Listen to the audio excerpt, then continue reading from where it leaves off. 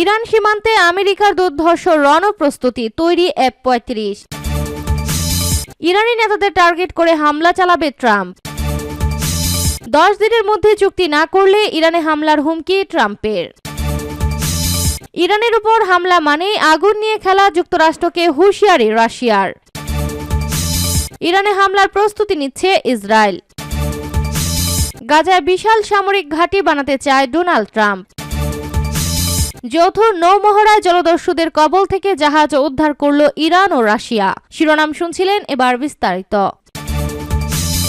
Iran সীমান্তে আমেরিকার দুর্ধর্ষ রণপ্রস্তুতি, তৈরি F-35। মধ্যপ্রাচ্যের আকাশে এখন বারুদের গন্ধ। 2003 সালে ইরাক আক্রমণের পর এই প্রথম ওই অঞ্চলে সবথেকে বড় সামরিক শক্তি সমাবেশ ঘটিয়েছে মার্কিন যুক্তরাষ্ট্র।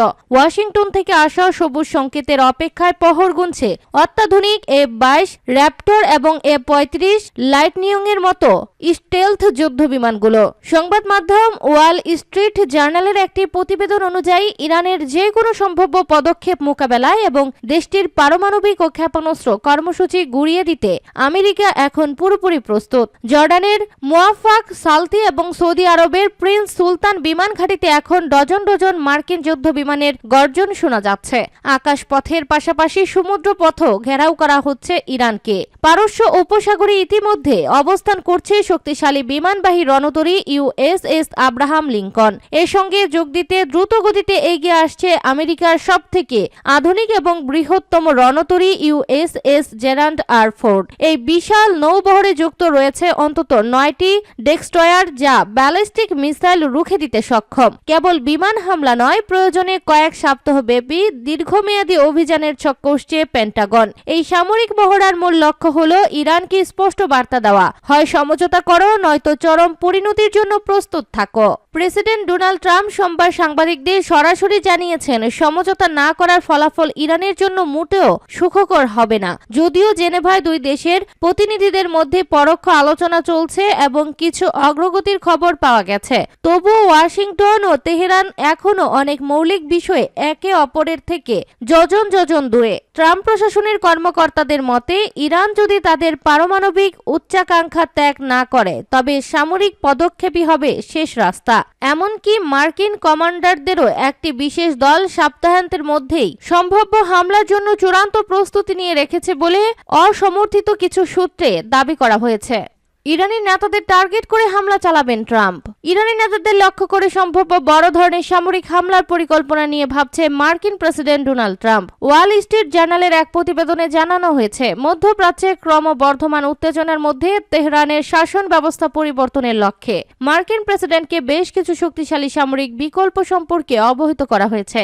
মার্কিন ও বিদেশি কর্মকর্তাদের বরাত দিয়ে পত্রিকাটি বুধবার জানিয়েছে, ট্রাম্প এখনো চূড়ান্ত কোনো সিদ্ধান্তে না পৌঁছালেও কয়েক সপ্তাহব্যাপী বিমান হামলার একটি প্রস্তাব নিয়ে আলোচনা চলছে। এই পরিকল্পনার মূল লক্ষ্য হচ্ছে ইরানের রাজনৈতিক ও সামরিক নেতাদের নির্মূল করে দেশটির বর্তমান সরকারকে উৎখাত করা। এছাড়া পরমাণু ও ক্ষেপণাস্ত্র স্থাপনাগুলোতেও হামলার সম্ভাবনা নিয়ে আলোচনা করছে হোয়াইট হাউজের নীতি নির্ধারকেরা।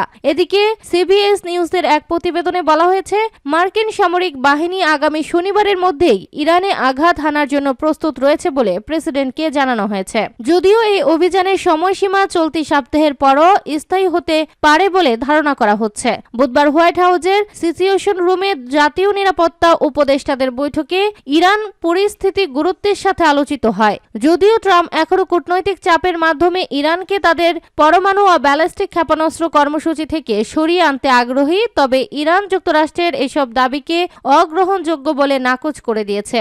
ওমানের মধ্যস্থতায় জেনেভায় অনুষ্ঠিত সাম্প্রতিক আলোচনাকে উভয় পক্ষ ইতিবাচক বলেও কার্যত কোনো বড় অগ্রগতি অর্জিত হয়নি। ইরানের পররাষ্ট্রমন্ত্রী আব্বাস আরাকচি স্পষ্ট করে জানিয়েছেন, বেসামরিক উদ্দেশ্যে ইউরেনিয়াম সমৃদ্ধকরণ এবং পারমাণবিক শক্তি ব্যবহারের অধিকার থেকে ইরান পিছু হটবে না।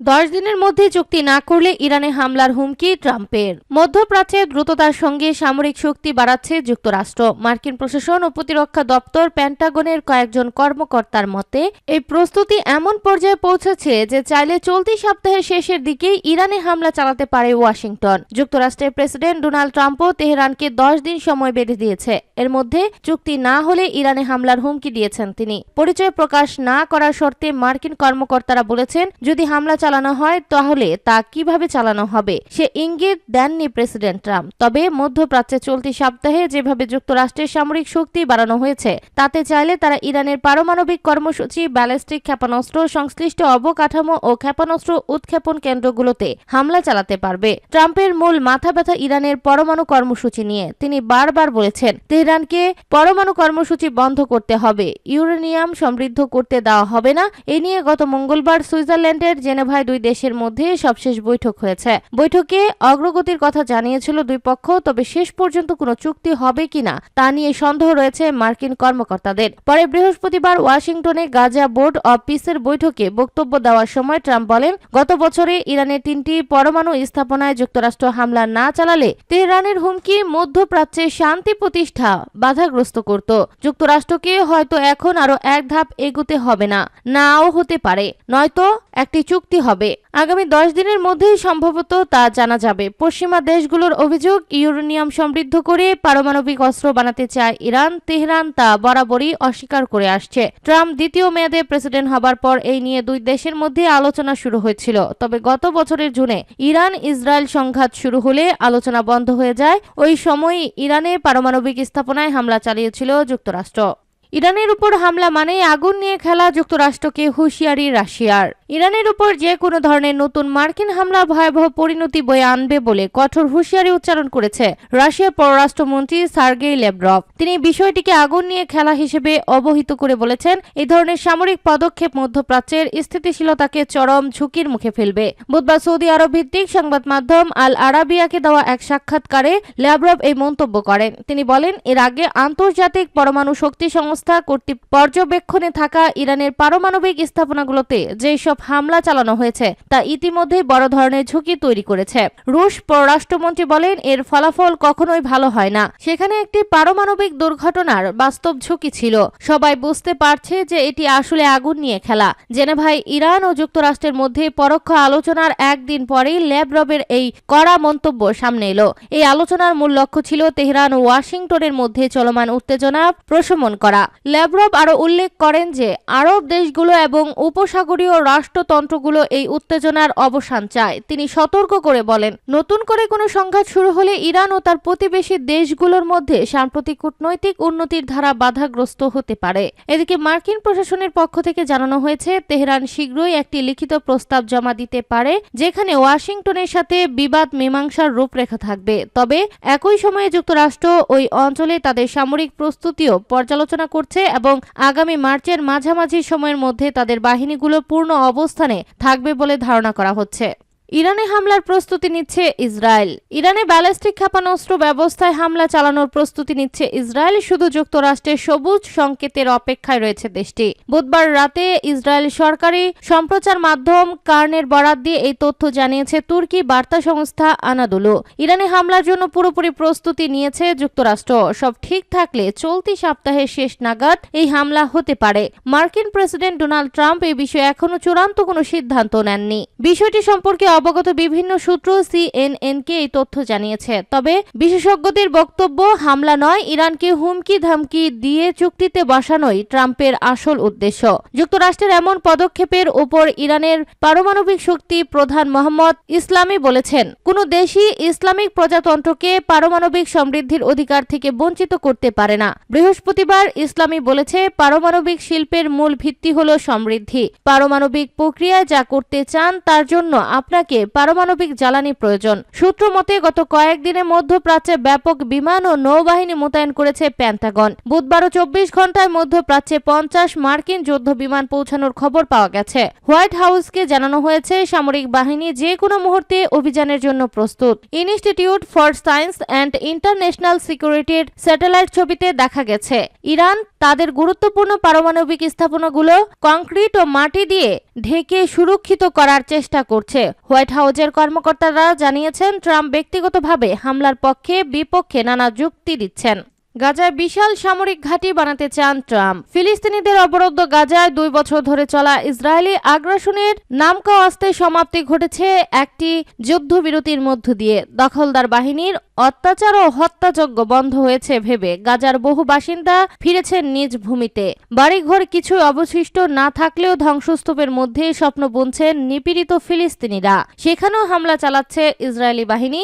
এখনো মাঝে মধ্যেই ঝরছে প্রাণ। 2-1 দিন পরপরই লাশের সারিতে যুক্ত হচ্ছে 5 থেকে 10 ফিলিস্তিনি। এবার সেই বিধ্বস্ত ভূমিতে বিশাল সামরিক ঘাঁটি তৈরি করার পরিকল্পনার কথা জানিয়েছে মার্কিন প্রেসিডেন্ট ডোনাল্ড ট্রাম্পের প্রশাসন, যেখানে 5 সহস্রাধিক আন্তর্জাতিক সৈন্য মোতায়েন করা হবে বলেও জানা গেছে। হোয়াইট হাউসের পরিকল্পনা অনুযায়ী দক্ষিণ গাজা উপত্যকায় একটি বিশাল সামরিক ঘাঁটি তৈরির পরিকল্পনা এগিয়ে নিয়ে যাচ্ছে ট্রাম্প প্রশাসন। বৃহস্পতিবার দ্য গার্ডিয়ানের এক প্রতিবেদনে বলা হয়েছে, ট্রাম্পের ঘোষিত 20 দফা পরিকল্পনায় শান্তিরক্ষী বাহিনীর ব্যাপারে উল্লেখিত শান্তিরক্ষী বাহিনীর ব্যবহারের জন্য ওই ঘাঁটির তৈরির লক্ষ্য নির্ধারণ করা হয়েছে। ট্রাম্পের পরিকল্পনার অন্যতম গুরুত্বপূর্ণ অংশ বোর্ড অব পিসের ওয়াশিংটনে বৃহস্পতিবার 19 ফেব্রুয়ারি সকালে বৈঠকে বসার ঠিক কয়েক ঘন্টা আগে এই প্রতিবেদন প্রকাশ হলো। গার্ডিয়ানের তথ্য অনুযায়ী এই ঘাঁটির আয়তন হবে 1400 মিটার, প্রায় 4600 ফুট বাই 1000 মিটার, প্রায় 3300 ফুট অর্থাৎ প্রায় 350 একর।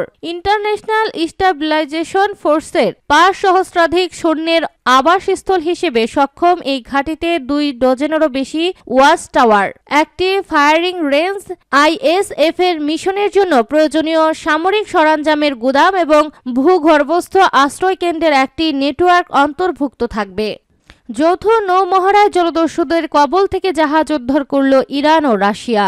আঞ্চলিক উত্তেজনার মধ্যেই দক্ষিণ ইরানের বন্দর আব্বাস উপকূলে একটি প্রতীকী সফল উদ্ধার অভিযান পরিচালনা করেছে ইরান ও রাশিয়ার সম্মিলিত নৌবাহিনী। বৃহস্পতিবার সকালে জলদস্যুদের হাতে জিম্মি হওয়া একটি বাণিজ্যিক জাহাজ উদ্ধারের কৃত্রিম মহড়া পরিচালনার মাধ্যমে নিজেদের রণকৌশল ও শক্তিমত্তার জানান দিয়েছে দুই দেশ। ইরান ও রাশিয়ার বিশেষ নৌবাহিনীর সদস্যরা হেলিকপ্টার এবং যুদ্ধ জাহাজের সমন্বয়ে একযোগে সাঁড়াশি অভিযান চালিয়ে জাহাজটি নিয়ন্ত্রণ গ্রহণ করেন এবং জলদস্যুদের গ্রেপ্তার করেন। মহড়াটির সূচনা হয় যখন একটি বাণিজ্যিক জাহাজ বন্দর আব্বাস মেরিটাইম রেস্কিউ কোঅর্ডিনেশন সেন্টারে জরুরি বিপদের সংকেত পাঠায়। তাৎক্ষণিকভাবে সাড়া দিয়ে ইরানের সেনাবাহিনীর একটি SH-3 হেলিকপ্টার এবং IRGC নেভির একটি বেল 412 হেলিকপ্টার এলাকাটিতে তল্লাশি চালায়। এরপর অভিযানে কমান্ডিং জাহাজ আলভান ডেস্ট্রয়ার থেকে দ্রুত গতির যুদ্ধ যানগুলো ঘটনাস্থলে পৌঁছে চারদিক থেকে জাহাজটিকে ঘিরে ফেলে। চূড়ান্ত পর্যায়ে আকাশ ও জলপথে সমন্বিত হামলায় জাহাজটিকে শত্রুমুক্ত করা হয়। এই মহড়ায় ইরানের জাহাজ বেশ কিছু অত্যাধুনিক সরঞ্জাম অংশ নেয়। রাশিয়ার পক্ষ থেকে অংশ নেয় হেলিকপ্টার ক্যারিবিয়ার ব্রাভি। মহড়ায় অংশ হিসেবে দুই দেশের নৌ ইউনিটের মধ্যে ট্যাকটিক্যাল ফরমেশ এবং রিয়াল ফটোগ্রাফিও করা হয়।